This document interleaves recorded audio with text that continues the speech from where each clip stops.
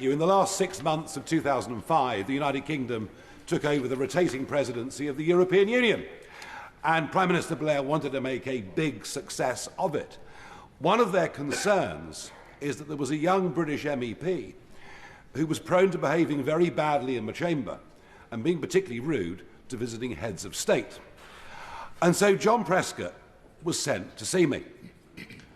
He himself, of course, had served as an MEP and was a big project supporter, loved everything about the European Union. So he came to explain to me that it would be very bad for Britain if I was to stand up and cause a scene when Prime Minister Blair was speaking. I won't say that he threatened me, but I certainly felt deeply intimidated and behaved myself impeccably over the course of the next 6 months. That was perhaps the bruiser, John Prescott, but then a couple of years later, it was Remembrance Sunday, and the ceremony was over, the parades had finished, and I was walking up Whitehall, and then, to my astonishment, walking on his own, without any security, was the Deputy Prime Minister. And I said hello, and I wondered what he was doing, and he'd seen a group on the other side of Whitehall of Arctic convoy veterans.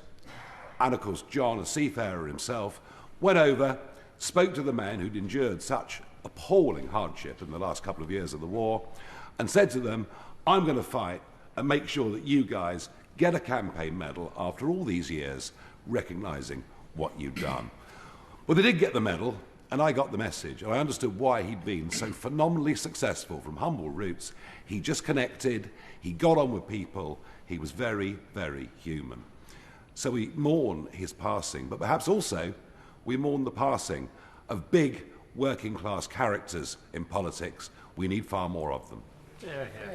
Mr. Speaker, that was never more evident than during the campaign season, when it was time to bring out the battle bus, which has become a tradition our Deputy Prime Minister proudly continued this year.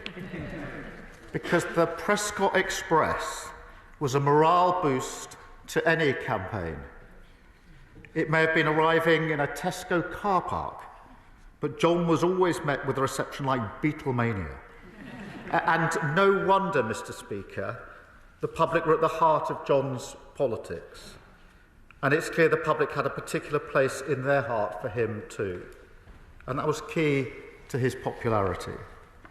And indeed, after the famous incident, it was the public who came out swinging for him. Because that night, as you can imagine, Labour campaigners were anxiously dispatched to the most accurate focus group that there is, the local pub, to hear what people were saying. And reports, Mr. Speaker, were clear. The public had his back, just as he'd always had theirs. Nigel. Speaker, and my condolences to Pauline and all of John's family at what must be a truly devastating time for them. David sent me a message just after John had died, and David used to work in my office, and he was very close to his father, who saw him as his hero and his friend, and I think we send our condolences to all of them.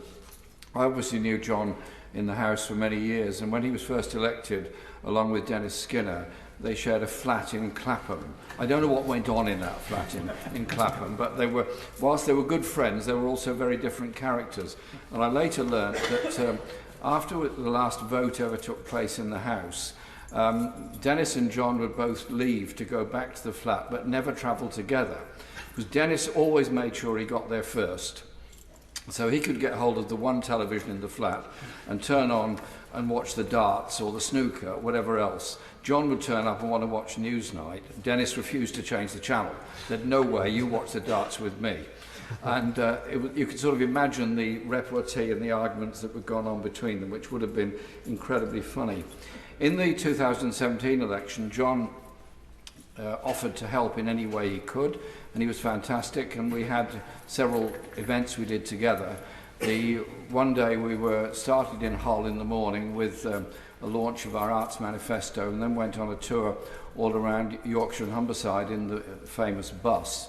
John seemed to know the owner of every fish and chip shop in the whole of Yorkshire and insisted on stopping at every fish and chip shop in Yorkshire, so we had a big supply of fish and chips all day long.